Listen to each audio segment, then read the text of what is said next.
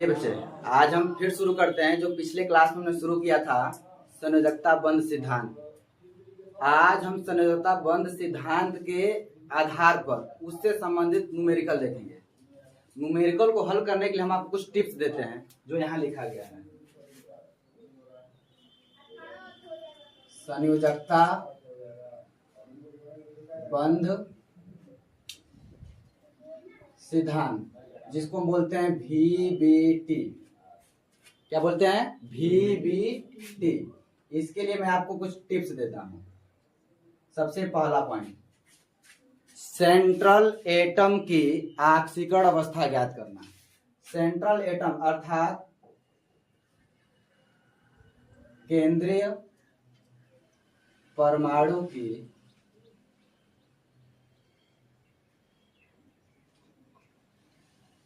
ऑक्सीकरण अवस्था, पहला पॉइंट। दूसरा पॉइंट,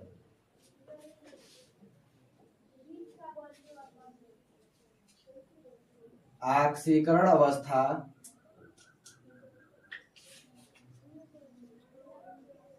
के आधार पर इलेक्ट्रॉनिक विन्यास। और तीसरा पॉइंट,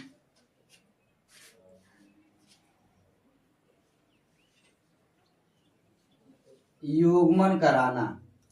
तीसरा पॉइंट, युग्मन कराना, जिसको बोलते हैं पेयरिंग। और चौथा पॉइंट है नए कक्षक बनाना और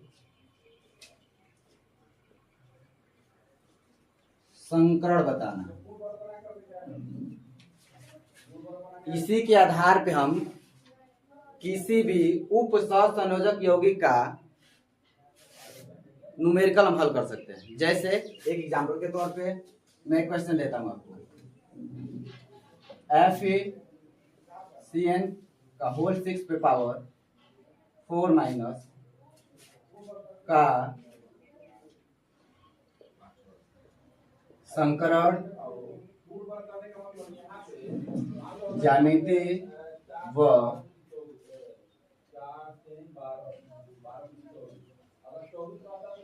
चुंबकीय गुण बताइए। ये हम लोग के सामने एक प्रश्न है। इसको हल करने के लिए सबसे पहले हम पहले स्टेप को फॉलो करेंगे। सेंट्रल एटम अर्थात केंद्रीय परमाणु की ऑक्सीकरण अवस्था, जैसे FeCN का होल 6 पे पावर 4 माइनस। इसमें सेंट्रल एटम कौन है? Fe। तो Fe की क्या निकालेंगे? ऑक्सीकरण अवस्था। आपको पता है जिस भी एलिमेंट का हम ऑक्सीकरण अवस्था ज्ञात करते हैं उसको हम X मान लेते हैं। Cn की ऑक्सीकरण अवस्था होती है -1 और यहाँ Cn की संख्या कितनी है? 6। तो 6 से गुणा कर देंगे और ये टोटल ऑक्सीकरण अवस्था इस पे पावर -4 के बराबर होगी। इस प्रकार जब हम X की वैल्यू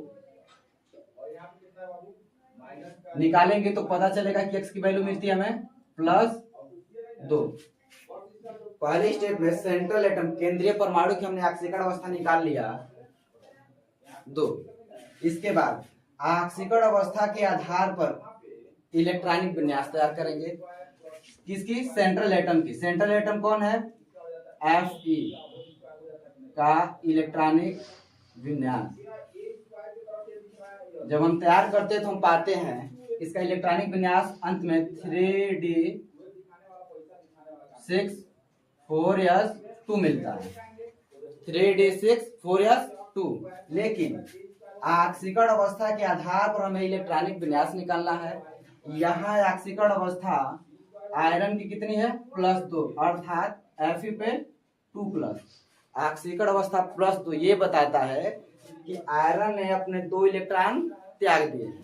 तो हम Fe पे 2+ का इलेक्ट्रॉनिक विन्यास निकालेंगे।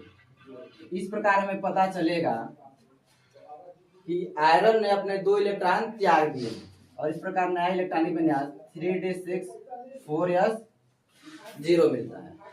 अब हम युग्मन कराएंगे। इलेक्ट्रॉनिक विन्यास के आधार पर हम युग्मन कराते हैं। तो सबसे पहले हम कक्षक तैयार करेंगे।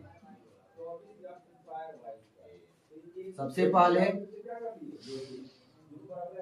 डी कक्षक, फिर यस कक्षक और अंत में पी कक्षक। 3d 4s 4p। हम सभी को पता है कि डी कक्षक में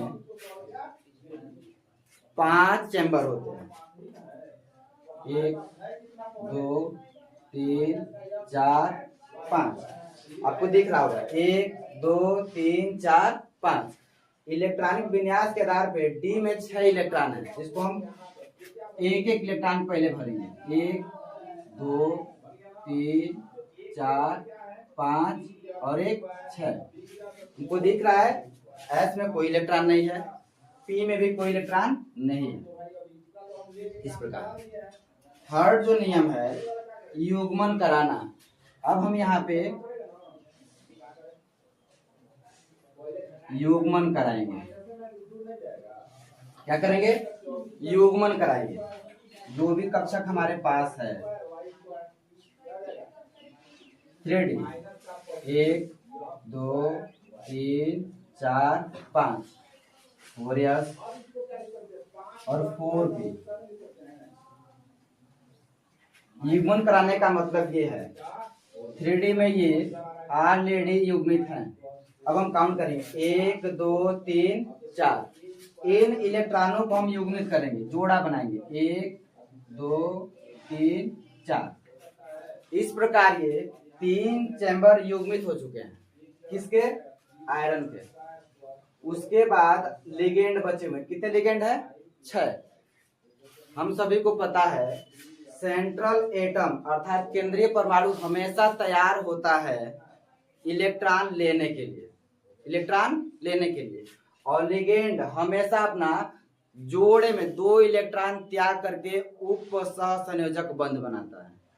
तो इस प्रकार Cn की संख्या कितनी है? 6।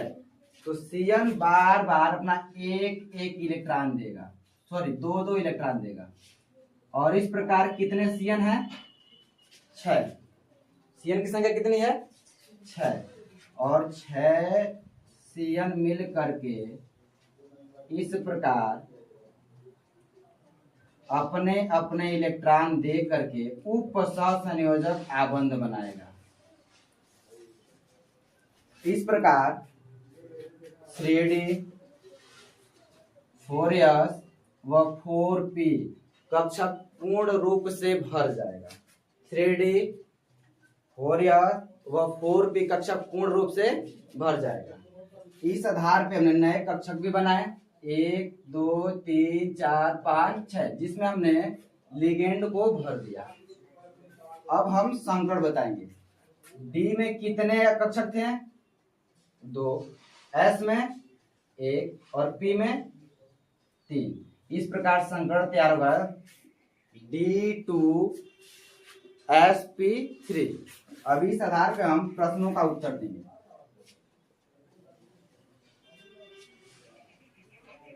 सबसे पहले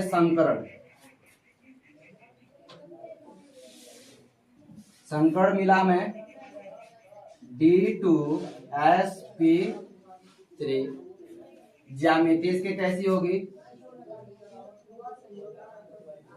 तो अगर लिगेंड की संख्या 6 हो या संकड़ D2sp3 संकड़ प्राप्त होता तो उसकी ज्यामिति बनती है अष्टफलकीय।